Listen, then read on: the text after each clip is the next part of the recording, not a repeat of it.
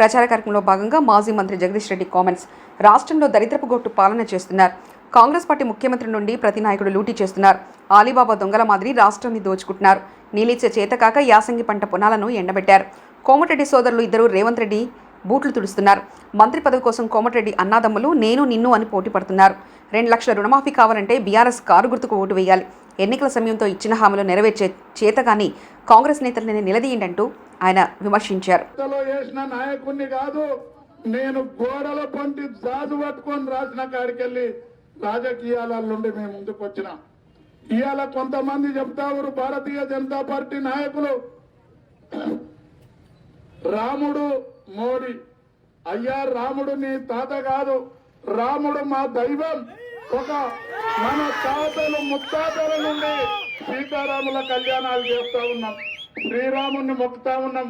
నువ్వు పుట్టిందే 40 ఏళ్ల కింద నీ పార్టీ. ఇవాళ వచ్చి రాముడు గుడి చెప్తా ఉంటారు, ఇంకోరు మోడీ అని చెప్తారు. మీ నాయకుడి పేరు మీరు చెప్తే ఈ రాష్ట్రాన్ని సాధించి 10 సంవత్సరాలు ఇంత అభివృద్ధి చేసిన నాయకుడిని మేము చెప్తా ఉన్నాం.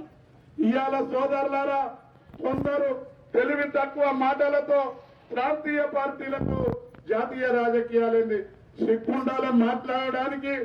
ఒక రాజకీయ పార్టీకి పార్లమెంట్ లో ఒక అవకాశం ఇస్తే బీఆర్ఎస్ పార్టీకి కూడా ఒక అవకాశం ఇస్తారు మాట్లాడడానికి.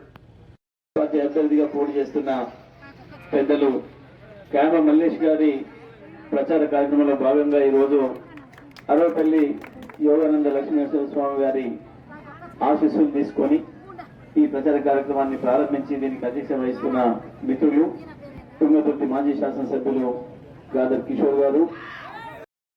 జాతీయ పార్టీలల్లో వాళ్ళకి ఎజెండాలు వేరు, జెండాలు వేరుంటాయి.